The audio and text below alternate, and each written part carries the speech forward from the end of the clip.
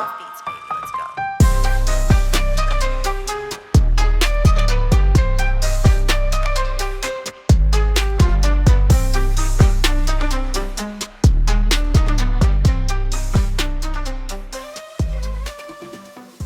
34-minute reset. I'm your host, Bosco, and today is Sunday, May 4th, 2025. I'm recording live from Peoria, Illinois. And a fascinating fact about Peoria, Illinois, it was once known as the whiskey capital of the world, with over 73 distilleries operating there between 1837 and 1919. At one point, the tax on alcohol produced in Peoria contributed nearly half of the federal government's revenue. Half of the federal government's revenue. That is amazing. That's your fascinating fact for today. Anyway, whether you're parked at a rest stop, riding solo on a back road, or cozied up with your partner in the sleeper, this is your time. 34 minutes to wind down, tone it down, and recharge not just your body, but your mind and your spirit. And this is Rig for Greatness. That's the name of my new podcast for truckers and travelers and everyone. Pretty much everyone is invited to come in. This is where we fuel your mind and we drive your life. I don't know if I really like that saying drive your life, but hey, we'll revise as we go, I guess. Excuse me. Today's reset starts with this scripture. This is from Psalms 23, verses 2 and 3. He leads me beside still waters. He restores my soul. So I want to get into that. This hits differently. It hits different when your life is in motion all the time. For myself, when nothing is going on in my life, it makes me feel uneasy. Like I need to stir up something or find a problem to solve just to feel alive or in control. The stillness feels more like pressure than peace. I have to understand that stillness is not a weakness, it's wisdom. Motion doesn't always translate to progress. That's a fact. Motion does not always translate to progress. So, anyway, that leads us into our spiritual development segment today, which is your load is not your identity. And like I said, this is going to hit close to home, especially for those of us out here hauling weight, literally and figuratively. I want to remind you today, your load is not your identity. See, on this road, you get used to being defined by the job. What you're hauling becomes more common than how you're holding up. And that spills over into your spirit. You start to think the weight you carry, the mistakes you've made, or the battles you're in somehow reflect who you are. You might be hauling a failed relationship, missing time with your kids, stress over bills, pressure to prove yourself, and slowly that load starts to whisper lies. Lies like you're not enough, you're behind, you're always broke or broken. But here's the truth, family. The rig is not the freight. The man is not the mistake. You are the driver. You are the power source. You are the wisdom, the grit. The thing about a truck is designed to carry weight, but even the strongest rig needs rest, maintenance, and fuel. So do you. So do I. We all do. And we're not weak for needing stillness. It's being wise. We're not a failure because we have breakdowns. That just means we're experienced and seasoned. So don't let this world confuse motion with direction. Just because you're moving doesn't mean you're going the right way. Let your spirit guide your GPS, recalibrate your inner compass. You were built with purpose. You're not what you carry. You aren't what you survive. Actually, you are what you survive. And you are what you learn. You are what you give. The most powerful part of your identity isn't your past, it's your decision. Your decisions right now in this very breath to align, to live in alignment with your greatness. So keep that crown steady, even if the road gets bumpy. You're not lost, you're just being refined. And that, family, is the real route to success. Route to success. Do you say route or do you say route? Route, route. I've heard them both, tomato, tomato, but no one says tomato. I don't think I've heard anyone, except in that phrase there, tomato, tomato, have I heard tomato. I don't think I've ever heard anyone actually say tomato. Um, anyway, um, where we're at. This is our mini segment of Everything's Debatable. If you don't know, I do have another show that I do. Be on YouTube for this new season beginning in June. I'm working on edits at this very moment. But anyway, in this mini segment of Everything's Debatable, I'm going to read this and then I'm going to give you my perspectives on it. And I do want you, if you can, whether you're on my Facebook, on my Instagram, TikTok, even on YouTube, I want to know your thoughts on this. If you haven't heard this, in late April, in Rochester, Minnesota, a white woman identified as Shiloh Hendricks was captured on video directing racial slurs at a 5-year-old black kid who was reportedly on the autism spectrum. Hendricks launched a crowdfunding campaign and as of May 3rd, amassed over $500,000. And this is my opinion. What this really shows is how deep and organized certain segments of this country are when it comes to protecting whiteness, even when it's wrong.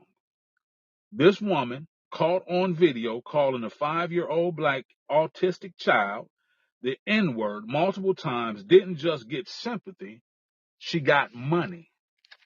Over $500,000 raised in days. That's not random acts of kindness. That's a coordinated signal, a message saying, don't worry, we got you. You're one of us. It exposes how some people weaponize victimhood to raise money, playing into white grievance culture. It shows that the hate economy is real profitable.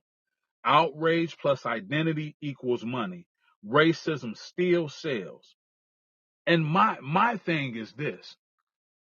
I question where this society is going as a whole. We had the incident with Carmelo Anthony and Austin Metcalf, I believe. And I'm not when let me say this, when I hear things in the news, um, especially when it involves crimes, you know, I'd like to allow the evidence, the witnesses, the victim, the defendant, all to have a voice and actually see that evidence, hear that evidence before I make a judgment. And what I've noticed lately, especially, and I don't like to get into politics. I prefer to avoid politics at all costs because I'm neither Democratic nor Republican. And I have not supported a lot of the policies that any of the presidents since in my lifetime have put into place. And so with that being said, it does seem like since Trump was in office even before, but I mean, maybe it's even, I don't know if Trump is the catalyst as if He's giving people the green light to say, hey, we're going to say what we want to say, whether it's racist or sexist or whatever it is. And then people mistake that as, I guess, or interpret that as being real, right? Interpret it as being real. And that's fine. That's fair if you want to call that real. But from what I've learned, and from being in church and being a believer and trying to live Christ-like, some of those things don't need to be said. So anyway, what I've noticed is that we are becoming more and more divided along racial lines, right? And when someone is able to do this, right, regardless if she was wrong, and still get support and still be supported by her community, it's giving people a green light. And I think that it can only escalate and get worse. That is where I'm at right now with it. I think that we are at a very precarious point in the United States history where we're almost regressing back to an earlier time. And it's not when America was great. It's not. And I have friends and family members that support. I don't want to get into it. I don't want to get into that. I don't. But it's just I think people need to be concerned. If you're not concerned, it's time to get concerned. And like Nas would say, hope you got yourself a gun. You know what I'm saying? I hope you got yourself a gun. Because I think that there are rough times ahead. And that's just my honest opinion. Honest opinion on that. But anyway, let's get into some love talk. Love talk. Can love survive long distance? So this is where we shift gears and talk about something just as heavy, love and long distance. Being on the road makes you feel like you're straddling two worlds, your job and your heart, your miles and your memories. And when it comes to relationships, especially marriage or long-term love, this road can stretch more than just your tires. It can stretch your patience, your connection, even your faith in the relationship. So the question is this: can love survive long distance? Ultimately, the answer is yes. I guess anything is possible. Anything is possible. But what would have to happen is that love would have to travel with you. And so if I can break this down, love isn't just how you feel when you're laid up with someone or you're sitting on the couch together. Real love is a system, a rhythm, a discipline. Love in this lifestyle becomes a practice, not just an emotion. That means calling when you're tired. It means leaving a message when they're asleep. It means showing up emotionally, even when you can't physically. It's not just checking in, it's checking deep, asking how they're doing spiritually, not just what they ate. Sharing your day without making it all about your load. Family, your partner isn't asking you to be perfect. At least I hope not. They just want to feel included, like they're still riding with you, even when they're not in the passenger seat. And for the queens out there holding it down at home, your voice is power. Speak life into your mate, not just be safe, but say things like I'm proud of you. Not just I miss you, but we got this, right? Long distance love works when both of you treat connection like cargo. You protect it, you strap it down, secure it tight. It doesn't just arrive, it gets delivered with intention. And when reunion time comes, that hug hits different.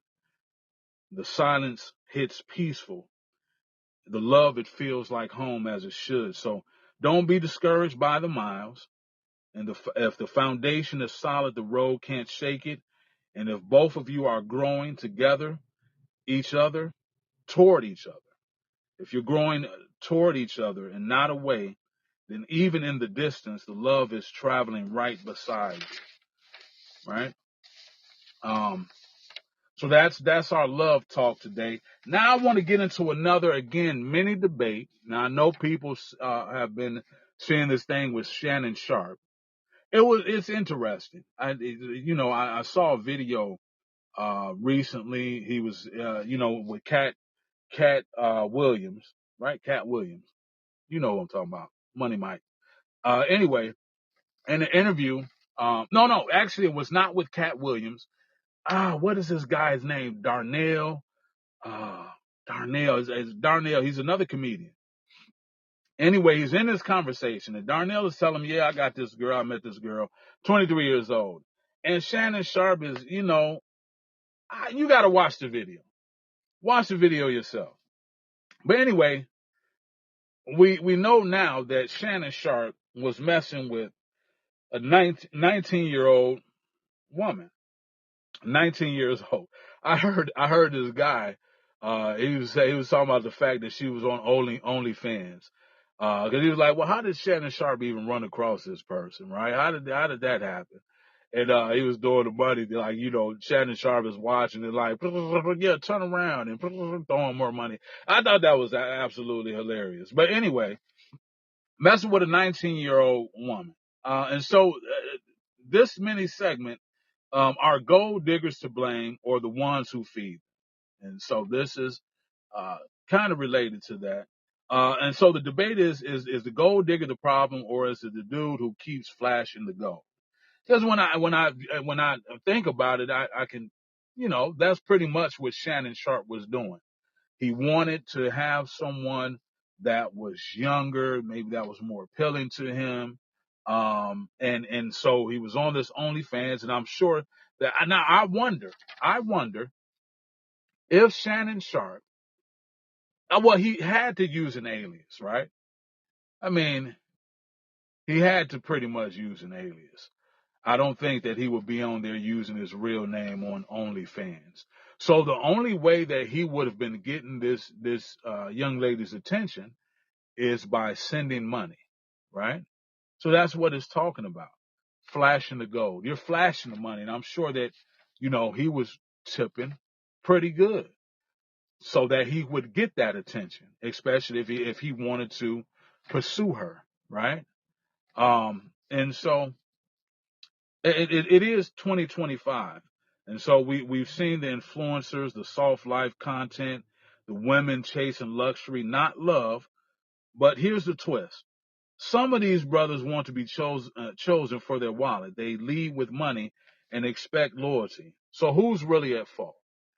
Is it the gold digger who's at fault for chasing the gold?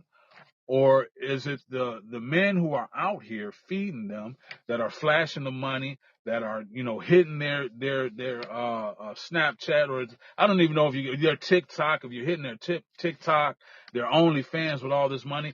Isn't that really what you're doing? So you can't, I mean, she's not knowing you any other way but through the exchange of money. But as I was talking about recently, it's almost as if dating has become a transaction. You know, the men go in with, they have certain things that they want, and a woman goes in, maybe looking for a sponsor. So I don't even know. Well, I'm not dating anymore. So I guess I would need to hear from the people who are out there still dating, going through the process, meeting other people. And I want to hear from the men and the ladies on this. Is dating today a transaction? Give and get. Anyway, side A would say that gold diggers are toxic. They manipulate, use love as a transaction, and leave you drained. And side B It would say some men are out here recruiting gold diggers by flexing like a bank account instead of being a man of value. And that may be true. That may be true. But I don't see that either one are really wrong. I don't know if you can actually say. I mean, if that's what a woman is after, and that's what she's going for, maybe she doesn't. Maybe that's the value that she sees in a man, and then everything else is just an added benefit. But you know, I think that women from a young age dealing with men, you know, I think that they go through a lot. I think that they go through a lot. It's a lot of heartbreak. Um, Women are cheated on. Sometimes they go through abuse. But I don't think that's an excuse for this, because this is only, well, it's not only about Shannon Sharpe and his situation, this 19-year-old he was dealing with. So let me move past that. We're talking about, women that later in their 30s, in their 40s. I think that I don't want to comment on that. Because like I said, I'm not dating. So people are gonna be trying to come in and tell me, you're crazy. You don't even know what you're talking about. When was the last time that you know what I mean? So I'm gonna let the people out there dating tell me what's going on in the dating world. Are women really looking, for men for their pockets? Are, men just looking to smash? How is it going out there? Are people even dating anymore? Are people still dating, or have we gone to something else? I don't know. I'm curious to hear from you all. If you hear this podcast at some point, just even if it's later, go ahead and comment. Leave it here. I wonder how you can comment here. I'm just getting started on this. This is actually my first episode. Like I said, I do have another show, Everything's Debatable. I've been doing that for about 3 years, quite sporadically, to be quite honest. I'm here with that here because I'm the type of person, I'm a survivor. I'm a survivor. What that means is that I adapt in the moment to make it. And I use the best angles, the best positioning, uh, to put myself in the best position to survive or to win. And so people don't understand, the thing is I've grown accustomed to sharing my thoughts with people. Like right now, I have things that I'm doing right now. I have this podcast. I'm just starting, and I'm going to be able to do this every day because it's different. I don't have to, get myself cleaned up, make sure that I go to the barber shop or, line myself up, my beard and shave. I don't have to do that. So it's going to be much easier for me to do this. But, I have a book, that I'm working right now on, finishing, the publishing, get it on Kindle. But the book is done. So I have that together. But usually what I do is I tell people all of these plans. I say, hey man, I want to do this, do that, do this, and do that. But what happens is on the fly, as I'm moving and I'm navigating through life, I would shift or I would change because I may see another opportunity. And it's not that I'm giving up on that. It's just that right now I can't focus. That's not a focus that I have right now. And that's just like me being on the truck. Me being on the truck, when I got on the truck, I was like, man, for a while I was on the truck, I was driving, and I was like, nah, this is not working for me because I don't just want to be on the truck. I don't want to just drive the truck, then I'm, whatever, and then I'm back driving. I wanted to be doing something in the intermediate while I was on the truck, to still be, pushing my agenda forward or, be progressing, right? I wanted to be progressive. So, in order to do that, I said, well, what can I do? and in this space, I wanted to turn it into a space and bring my heat press on here and start printed up T-shirts and everything. I wanted to do that, right? Bring on the sublimation printer, our Cricut, whatever the silhouette, whatever we have. And hey, let's turn it into a mobile office. My wife was like, no, it's going to be too much going on. And she's probably right. But I knew that there were other things that I could do. So I started to content, right?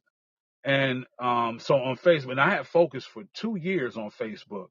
Once I found out that you could actually get paid on Facebook, for the next 2 years, I focused on actually getting into the position where Facebook was paying me for content. And so I started the Everything's Debatable, the show, right? And I started putting that stuff out there. And they would open it up where I would have more monetization options. And then I just kept on pushing. And then at the end of last year, I was like, man, because I had to reach a certain number. You had to have like 5,000 followers. So I got to 5,000 followers, and I was like, man, okay, I'm back on it, because I didn't want to waste time in the meantime, putting out content, but there was no return on it. I felt like it would be just a waste of time. And I'm sure that there were ways to profit, but I had other intentions. So anyway, um, what I'm trying to say, I don't even see, I do this. And this is why I probably need to be on camera, because I will go. You know what I mean? I'm all. Anyway, point being is I thought about what I could do in the truck, and I focused on things that I could do in the truck. And so now I have the content on Facebook, trying to build my TikTok and my YouTube.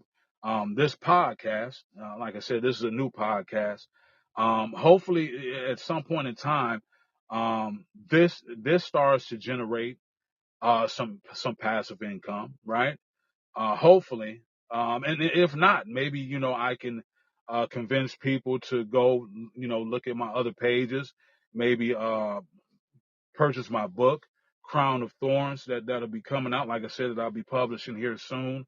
And then, I'll make merch, and maybe people would, I'll show them, send them over to other websites, whatever, whatever, whatever.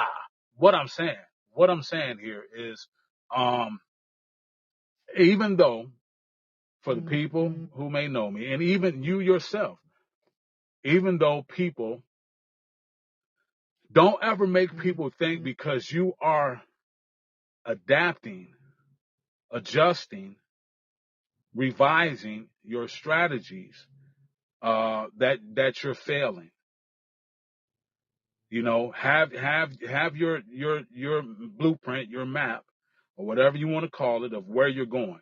Like all that time, they didn't realize that really my main focus was to get my CDL so I can team drive on the truck with my wife. And so that was my main focus. At the same time, I had to generate income, right? I had to make money, earn a living. So I had my property preservation that I was doing. And I had other things that I wanted to do, and I would mention it to people. And then people feel like if you don't actually check those boxes, then that's a failure, right? But that's, I think, why so many people don't do anything. I think that's why, because they are, or maybe they do. Maybe they only wait until it becomes a success. And then they say, hey, this is what I did. I've done it, but I had no problem with opening it up, because a lot of times, um, I think as far as team, I think as a unit.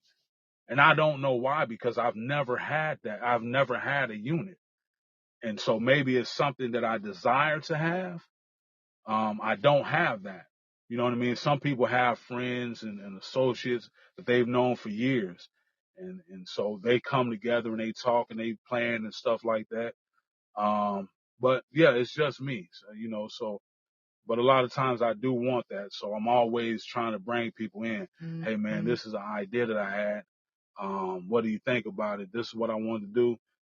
I told people a long time ago, I said, man, we have to transition to being online. online is where the money is. Like, you can make money from the content. And I tried to, tell them, hey, we going to put this thing together. But, a lot of times, I don't know let me not say that they're not trying to help you. Maybe they don't know how to help you. You know what I mean? But anyway, enough about that. We got about 4 minutes left here. And so I wanted to, get into this here.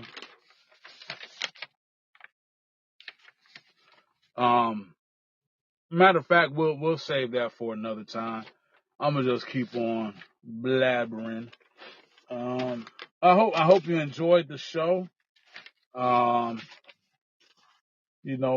me, like it, share it if that's something that you're able to do here. So how this is gonna play out, this particular podcast, Rigged for Greatness. That's the name of the show. What's gonna happen is in the mornings, I'm gonna do a pre-trip, just like we're supposed to do before we start driving. There'll be a pre-trip in the morning, about 10 to 15 minutes. There are different segments every day. Sometimes it's about your mental, sometimes about your physical health. Sometimes it's just, funny stories, experiences of different truckers. Hopefully we can get some truckers to come on in the future. And then there's a post trip. There's the post trip at the end of the day. Again, different segments, kind of closing it out, shutting it down, things like that. And then over the weekend, 34-minute reset. That's because as a trucker, we get 34-hour reset. And so this is the time that we're down. It's a little bit longer than the shows, the pre-trip and the post-trip. Hopefully I have my CB up and we can get on there too. I would love to communicate, network with different truckers, and other travelers, on these highways and byways. Yeah. Make sure you look me up on Facebook. I'm Bosco Hoover. I think my tag or whatever is Boss Hoove on there. Look me up on Facebook. Follow me there. Follow me, subscribe on YouTube. It's Up the Sco Media. That's Up DASCO Media Group. Up the Sco Media Group. Look that up there and subscribe there. Look me up on TikTok. Do my Stop the Shenanigans. Pretty hilarious. And some of the other stuff, rolling with the Hoovers, we have that going on too. So look for that. But on TikTok, it's Bosco.Malik. That's BOSCO.MALIK. Look me up on TikTok. What else do I got? Got Instagram too. But I think on there, I'm again Bosco Malik without the dot. So look me up there. But this has been your 34-hour reset. And I'm going to leave you with a thing from King Energy Meditation. If you're not following King Energy on Facebook, get there. Now it's time to reset that crown. People, find a comfortable seat. Close your eyes. If it's safe, take a deep breath in and exhale slow. You are not just a driver. You are a vessel of purpose. Every mile is a meditation. Every heartbeat, a reminder that you are here right now on divine assignment. Say it with me mentally or out loud. I release the weight I no longer need. I rise into my strength. I drive with discipline. I lead with love. I am seen. I am strong. I am supported. Breathe in again. Feel that king energy in your chest. Let it fill your spine. Sit tall, shoulders back. Let your spirit align with greatness. And again, that's been your 34-hour reset. Family, wherever you go this week, know this. You are more than a machine. You are a person of value, vision, and voice. Remember, you're not just hauling freight, you're hauling dreams, legacy, and light. Until next time, stay safe, stay seen, and stay rigged for greatness.